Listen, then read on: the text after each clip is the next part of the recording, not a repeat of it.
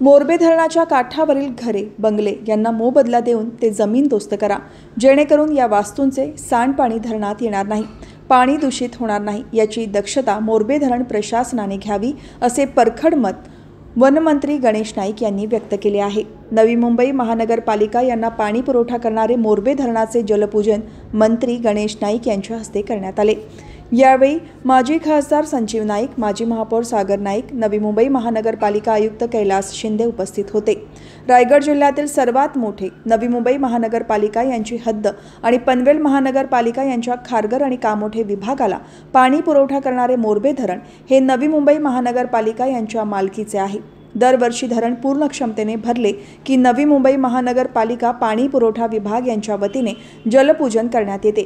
यावर्षी 20 ऑगस्ट 2025 रोजी मोरबे धरण पूर्ण क्षमतेने भरले, त्या पार्श्वभूमीवर जलपूजन करण्यात आले। या कार्यक्रमावेळी पाणी पुरवठा विभागात चांगले काम केलेल्या कर्मचाऱ्यांचा सत्कार मंत्री गणेश नाईक यांच्या हस्ते करण्यात आला। कार्यक्रमानंतर मंत्री गणेश नाईक यांनी धरण परिसराची पाहणी केली। यावेळी माजी नगरसेवक जयाजी नाथ, रवींद्र इथापे, अतिरिक्त आयुक्त सुनील पवार, शहर अभियंता शिरीष आदरवाड, अतिरिक्त शहर अभियंता अरविंद शिंदे, कार्यकारी अभियंता वसंत पडघम, कार्यकारी अभियंता पाणी पुरवठा शंकर जाधव, जिल्हा परिषद सदस्य मोतीराम ठोंबरे, सरपंच सुहास कदम, माजी सरपंच सचिन मते, राहुल मोरे यांच्यासह मान्यवर आणि कर्मचारी उपस्थित होते। ज्यावेळेस संजीव नाईक महापौर असताना संजीव नाईक काही कामानिमित्तानं तत्कालीन पाणी पुरवठा मंत्री आर पाटीलांच्या कार्यालयात गेले असताना आर पाटलांनी संजीव नाईकांना सांगितले की संजू ते धरण तुम्ही घेता का? तर संजू मला 2च मिनिटं मला वेळ द्या। संजू बाहेर आला त्यांनी मला फोन लावला की असं असं धरण त्या ठिकाणी आपल्याला देण्याची आर उर्फ आबांची इच्छा आहे।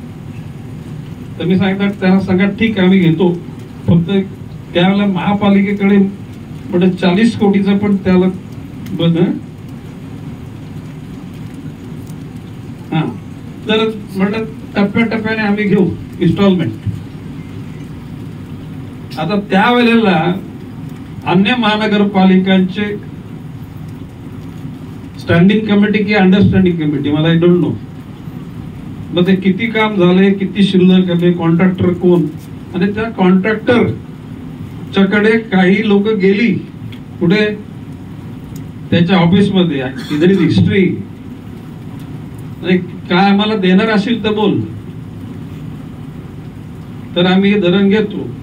पण ज्याला तिथे काही शिल्लक नाही, दिनेश तुला कल्पना असेलच, आणि मग त्यांनी सांगितलं आम्हाला नको, आणि मग ते धरण आपल्या नवी मुंबईच्या पदरात पडलं।